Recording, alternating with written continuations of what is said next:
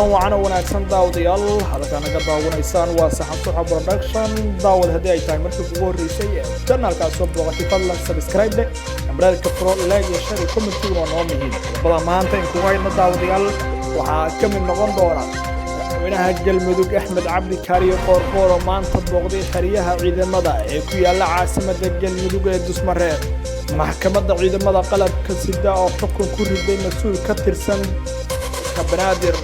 qodobadaas wixii kala nagu soo kordha ayaa daawadayaal ku daawan doontaan ballan daawada haddii aad nagu cusub tahay subscribe taha hilmaamin like share comment waa noo muhiim si ay kuu soo gaaraan had iyo jeer wararkan halkaan soo dhigno ee saxan saxa production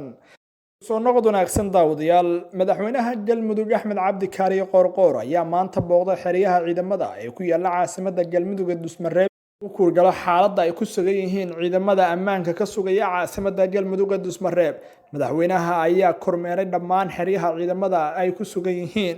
waxa uu madaxweynaha galmudug Axmed Cabdi Kaariyo Qoorqoor u ballan qaaday ciidamada in mushaarka joogtada ay heli doonaan waxa uu sidoo kale ugu baaqay in ammaanka caasimadda galmudug ee Dusmareeb si weyn u adkeeyaan maadaama dhawaan ay ka dhici doonto caleemasaarka madaxweynaha galmudug waa isaga Axmed Cabdi Kaariyo Qoorqoor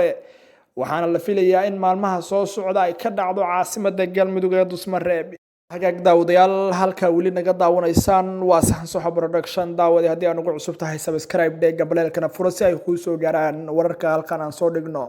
maxkamadda darajada koowaad ee ciidamada qalabka sida ayaa maanta 3 sano ku xukuntay agaasimaha shaqada gobolka Banaadir Nuur Axmed Mahad Alle kadib markii uu hore uga mid ahaan jiray ururka Al-Shabaab isla markaana uusan soo marin hababka diiwaangelinta dadka ka soo taga ururka Al-Shabaab maxkamadda ayaa sidoo kale sheegtay in Umar Mahad Alle uu 3 sano xukun xabsi ciidan ah ku qaadan doono waxay sidoo kale maxkamadda ciidamada qalabka sida maanta sii daysay Cabdullaahi Cabdiraxmaan oo la dhashay Basiiro oo ahayd gabadhii isku qarxisay gobolka Banaadir waxay sidoo kale laamaha ammaanka ugu baaqeen in ay Cabdullaahi la socdaan dhaqdhaqaaqiisa guud ahaan daawadayaal wanaga intaas daawaday haddii aan ugu cusub tahay subscribe dheh gambaleelka furo